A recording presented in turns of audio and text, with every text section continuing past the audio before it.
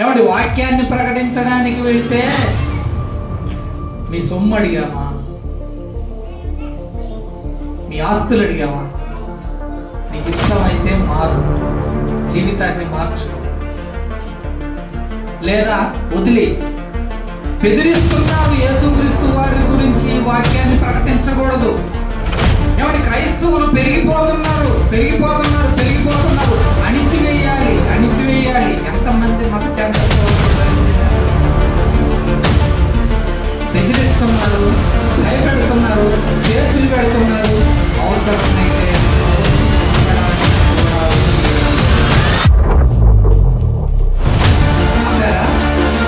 యోహాను గారు, పేతురు గారు బెదిరించారని సువార్త ప్రకటించకుండా ఏమైనా ఆపారా?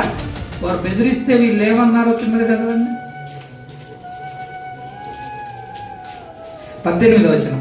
అప్పుడు వారిని పిలిపించి, మీరు యేసు నామమును బట్టి ఎంత మాత్రము మాట్లాడకూడదు, బోధింపకూడదని వారికి ఆజ్ఞాపించింది. అందుకు పేతురును యోహానును వారిని చూచి, దేవుని మాట వినుట కంటే మీ మాట వినుట దేవుని దృష్టిని న్యాయమా? మీరే చెప్పుడి. మేము చూచిన వాటిని విన్న వాటిని చెప్పక ఉండలేమని వారికి ఉత్తరం ఇచ్చిరి. మేమైతే చూసాం, మేమైతే విన్నాం, మేమైతే ప్రకటించేది, మేము ప్రకటిస్తాం.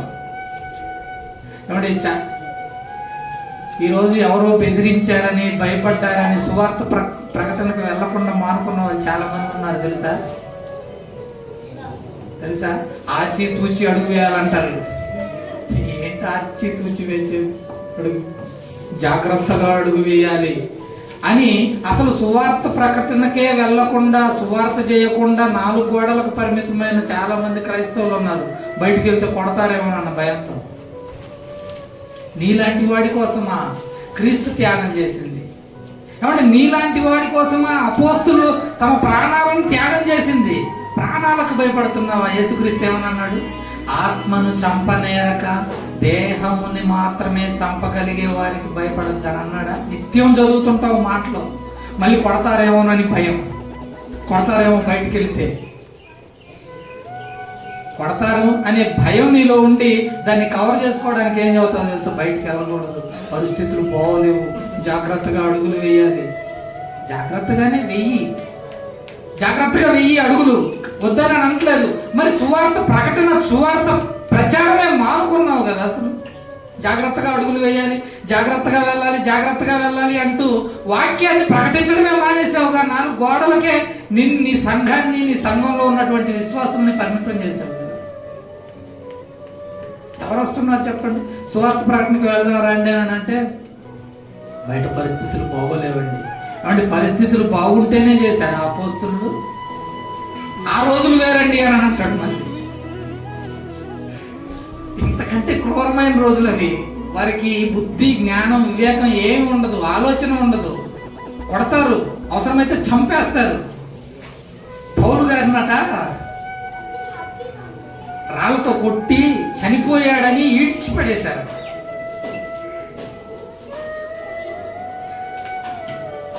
పద్నాలుగో అధ్యాయం అపోస్తల కార్యం. అపోస్తల కార్యంలో 14వ అధ్యాయం 19వ వచనం. అంతియొకయ నుండి ఈకొనియ నుండి యూదులు వచ్చి జనసమూహములను తమ పక్షముగా చేసుకొని పౌలు మీద రాళ్ళు రువ్వి అతడు చనిపోయెననుకొని పట్టణము బయటికి అతన్ని ఈడ్చిరి.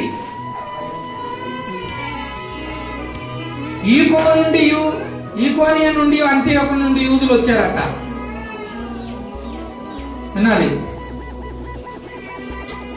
ఈకోనియ నుండి అంతియొక నుండి మనుషులు వచ్చారట. పౌలు మీద రాళ్ళు రువ్వారట. రువ్వితే పౌలు చనిపోయాడనుకున్నారట. పట్టుకొని ఈడ్చికెళ్తున్నారు, చచ్చిపోయాడులే అని. శవాన్ని మోసుకెళ్ళట్లేదు, రాళ్ళు నీళ్ళల్లో ఈడ్చికెళ్తున్నాడు. చచ్చిపోయాడు అనుకున్నారు. ఈడ్చికెళ్తుంటే పౌలు గారు ఎలా ఉన్నారు తెలుసా?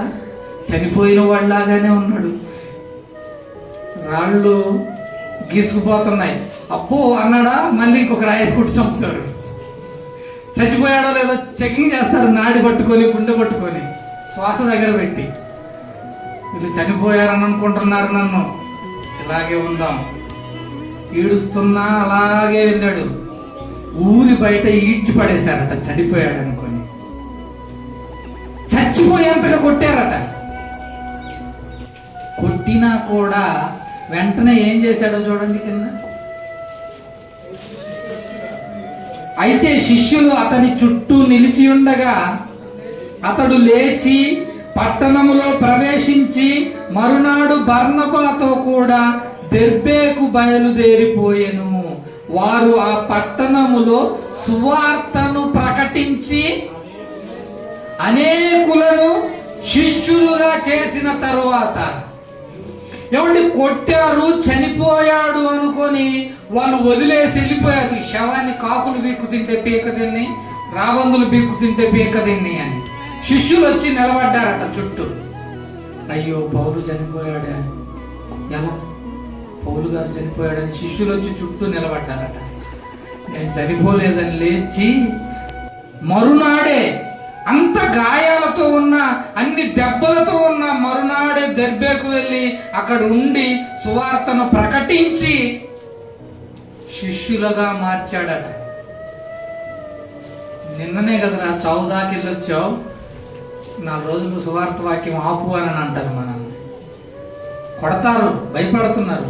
చావు వరకు వెళ్ళొచ్చిన మనిషి ఏమైనా ఆగాడా? ఆయన ఆగుంటే ఈరోజు నీకు ఈ సువార్త వాక్యం వచ్చేదా? ఎంతమంది గొప్ప వాళ్ళు, ఘనులైనటువంటి ప్రాణత్యాగాల ఫలితమో తెలుసా ఇది?